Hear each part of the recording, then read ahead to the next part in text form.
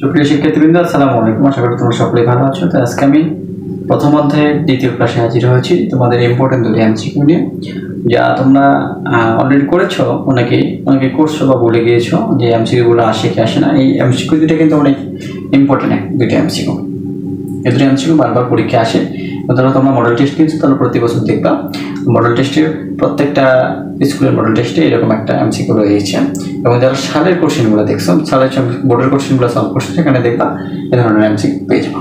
তো চলো শুরু করা যাক। প্রথমে এমসিকিউ আমাদের দেওয়া আছে যে 0.3 গুণ 0.6 এর উপর পৌনঃপুনিক, এটার এমসিকিউ বা এটার মান করলে কত আসবে। আমরা হয়তোবা সাধারণত জানি যে দশমিকের জন্য কি লেখা যায়, দশমিকের জন্য একটা 1, দশমিকের পরের সংখ্যার জন্য 0, আর দশমিক উঠাই দিলে কত থাকবে 3 গুণ। এখন আসে আমাদের এই পৌনঃপুনিকের জন্য আমরা কি লিখতে পারি। পৌনঃপুনিকের জন্য লিখতে পারি একটা 9। এখন যদি পৌনঃপুনিকের সামনেই দশমিকের পরে কোনো সংখ্যা থাকতো, যেমন ধরে নাও এই 6 এর পরে 6 এর আগে যদি 1 থাকতো, তাহলে আমি এখানে 0 দিতাম। এখন আমি কি দিব, তাহলে এখন 6 এর আগে কোনো সংখ্যা নেই, মানে পৌনঃপুনিক ছাড়া কোনো সংখ্যা নাই, সেখানে 0 আছে, সেখানে আমি কোনো কিছু দিতে পারবো না। আর 6 এর উপর পৌনঃপুনিক মানে শুধু 6 দিব। ওকে, তাহলে আমরা এখন ক্যালকুলেশন করবো। ক্যালকুলেশন করলে কি আসবে দেখো, তাহলে 3 ধরে যদি 6 গুণ করি তাহলে কত আসবে 18, আর এখন যদি 90 করি তাহলে কত আসবে দেখো 10, 9 10 90। এখন এখানে যেহেতু এমসিকিউ এর মধ্যে সবগুলি দেওয়া আছে কি দশমিক আলার সংখ্যা, তাহলে আমি কিভাবে করতে পারি, তাহলে আমি যদি করি ছোট করে যদি করি তাহলে কি হবে, এখন 9 দুগুণে 18, উপরে হবে কত 2, আর 9 10 হবে 90, তাহলে কত আসলে 2/10। আরো যদি ছোট করি তাহলে কত আসবে, এরপরে যদি আমি করি তাহলে 5 দুগুণে 10, 1/5। 1/5 সমান সমান কত, 1/5 সমান সমান ক্যালকুলেটর নিবা, ক্যালকুলেটর নিয়ে দেখবা যে 1/5 তাহলে কত আসবে 0.2, কত 0.2। সো এখানে 0.2 কোথায় আছে, 0.2 আছে গ নম্বরে। সো আমাদের অ্যান্সারটি কত।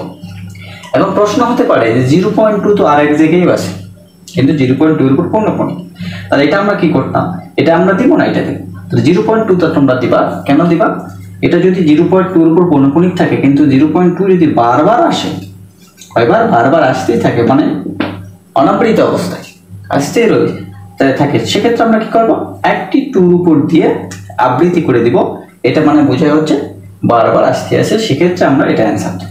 কিন্তু এখানে আমরা ভাগ করি বা গুণ করে যাই করি পাই না কেন, একটা মান পেয়েছি, সেটা হচ্ছে শুধু 2, সো অ্যান্সার হবে 0.2। আচ্ছা, এরপর 2 নম্বর অ্যান্সারটা দেখি আমরা, 2 নম্বরটা কত অ্যান্সার আছে। 2 নম্বরটা যদি আমরা দেখি, সেক্ষেত্রে দেখতে পাবো কি লেখা আছে, 0.16 এর উপর পৌনঃপুনিক গুণ 0.3 এর উপর পৌনঃপুনিক। একই অঙ্ক, কিন্তু একটি সংখ্যার পার্থক্য আছে। 0.3 মানে কি বোঝায়, আমি একটু আগে বললাম দশমিকের আগে যদি কোনো সংখ্যা থাকে আর দশমিকের পরে, তাহলে পৌনঃপুনিকের আগে সংখ্যা আছে একটা, তাহলে পৌনঃপুনিক আলার সংখ্যা কয়টা, একটা, একটার জন্য 9 লিখব।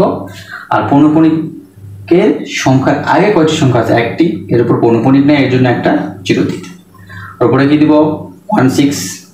এখন কি করব, পৌনঃপুনিক ছাড়া সংখ্যা আছে কয়টি, একটি, এটা কি করে দিব, একটি মাইনাস করে দিব গুণ। এখন দেখো পৌনঃপুনিক আলার সংখ্যা কয়টি, একটি, এছাড়া কোনো সংখ্যা নাই, এর জন্য আমরা কি করব, এখানে শুধু এখানে হবে কত 90, এখানে যদি মাইনাস করি তাহলে কত আসবে 15, গুণ এখানে হবে কত 3/9।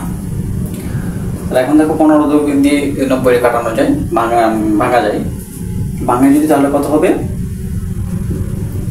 দেখো 15 ভাগ 90, 4×90, 90 ভাগ 15, তাহলে কত আসবে 6। তার উপরে হবে 1, আর নিচে হবে কত 6 গুণ 3/9। এখানে কাটা যাবে 3 3 9, তাহলে কত হতে পারে, তাহলে উপরে 1 আর নিচে হলো 3 6 18। তাহলে দেখো 1/18 কত নম্বরে আছে, ঘ নম্বরে আছে। সো আমাদের ঘ নম্বরটা সঠিক হচ্ছে। এখানে আরেকবার বুঝো ভালো করে বলে দিই, এখানে হলো পয়েন্টের পরে পৌনঃপুনিকের আগে যদি কোনো সংখ্যা থাকে সেই সংখ্যাটাই কেবল বা মাইনাস হবে, পয়েন্টের পরে বা পৌনঃপুনিকের আগে যদি কোনো সংখ্যা না থাকে সেটি মাইনাস হবে না। সো আজকে এই পর্যন্তই। ভালো থাকবা, সুস্থ থাকবা। আসসালামু আলাইকুম।